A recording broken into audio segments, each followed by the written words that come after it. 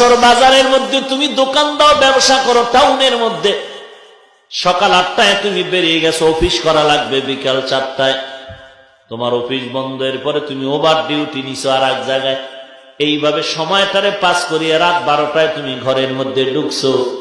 ঘরের মধ্যে ঢুকার পরে তোমার স্ত্রী তোমার অপেক্ষায় ছিল, তুমি ফ্রেশ হয়ে গেলা, ফ্রেশ হওয়ার পরে খানা দানা খাইলা, এবার স্ত্রী কিছু মনের কথা বলার জন্য অপেক্ষমান।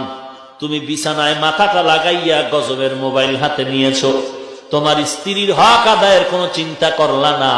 এই ঘরের মধ্যে দেখা যায় কিছুদিন পর স্ত্রী বাচ্চা থাকলেও ওই স্ত্রী স্বামীকে মূল্যায়ন করে না। স্বামী যদি কিছু বলতে চায় বলে তোর মতো স্বামী চাই না। এ দেশে কি স্বামীর অভাব? সোনার বাংলায় কিসের অভাব রে বেটা? কোনটার অভাব নাই।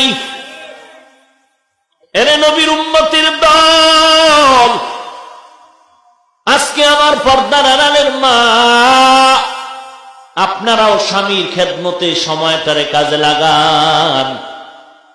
আল্লাহ বানাইছেন আপনাদেরকে দুনিয়ার রোদ্রে পুরিয়া শরীরটারে নরম শরীর শক্ত বানানোর জন্য বানাননি।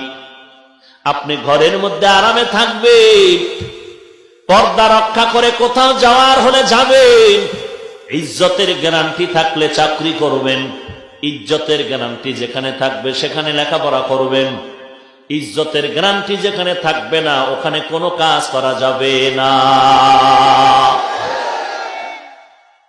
এরে আম্মা জান, আপনি শুধু স্ত্রী হইয়াই ঘরে থাকবেন এটা কাজ না, এটাই আপনার ডিউটি তা না। আপনি স্বামীর ইজ্জত রক্ষার চেষ্টা করবেন। এরে আম্মা জান, একটু যদি সতর্ক হয়ে চলেন, আপনার স্বামীর কামাই রুজিটাও দেখবেন।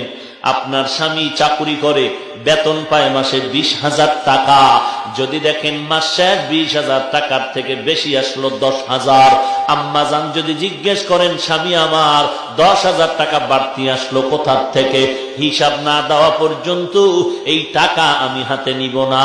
তখন আপনার স্বামী যদি হিসাব দিতে গিয়া সত্য কথা বলে, সত্য যদি দেখেন হালাল ভাবে আসছে তো আলহামদুলিল্লাহ, আর যদি হারাম ভাবে নেয় একদিন ধরা খাবে, জীবনে আর স্বামী হারাম খাবে না। আর ওই হারাম না খাইলে আপনার সন্তান হবে হালাল জাদা। আর যদি আপনার স্বামীর হারাম টাকা আপনি উপার্জন করে আপনি বাধাও না দেন, জিজ্ঞেস না করেন, তাহলে আপনার ওই হারাম কামাইয়ের দ্বারা আপনার পবিত্র রক্ত হবে নাপাক, আপনার ঔরসজাত সন্তানের রক্ত হবে নাপাক। আর এই নাপাক রক্তওয়ালারাই একদিন আলেম ওলামা আল্লাহর বিরুদ্ধে কথা বলবে। ঠিক কিনা বলো ভাইরা আমার? এরে আম্মা জান, স্বামীর কামাই করা মাল হেফাজত করো,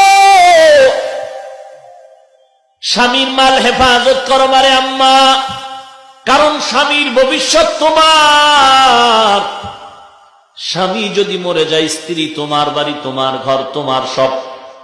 এরে আম্মা জান, এজন্য ইসলামের আইন হলো স্ত্রী স্বামীর মাল হেফাজত করবা, স্বামীর অনুমতি ছাড়া ঘর থেকে কোথাও যাবে না। কারণ তুমি যদি অনুমতি ছাড়া যাও, স্বামী দেখবে না, কে দেখবেন? কথা কয় না, আল্লাহ দেখবেন। আল্লাহ না করুন তুমি যদি ঘর থেকে বের হয়ে যাও, আর ঘরের থেকে যদি কোনো জিনিস হারিয়ে যায়, চুরি হয়ে যায়, স্বামী জিজ্ঞেস করলে জবাব দিতে পারবা না, আর আল্লাহর আদালতে তুমি হয়ে যাবে একজন আসামি।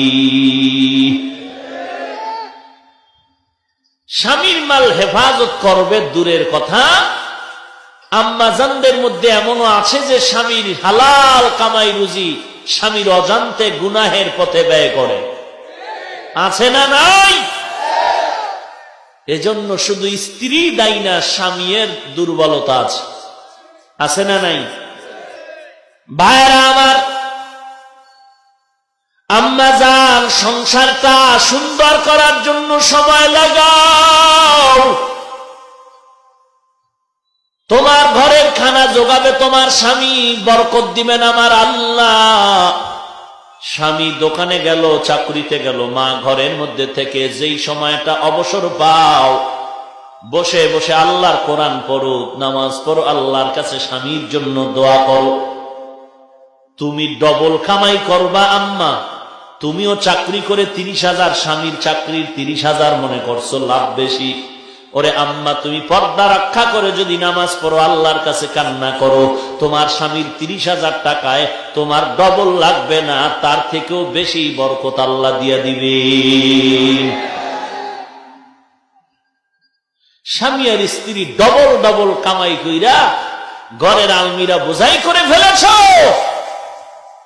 কয়দিন পর যদি চুরি হয়ে যায় সব শেষ, আমও গেল, সালাও গেল। এরে আল্লাহর বান্দা, হ্যাঁ হালাল ভাবে যদি কোনো রাস্তা খোলা থাকে ভিন্ন কথা,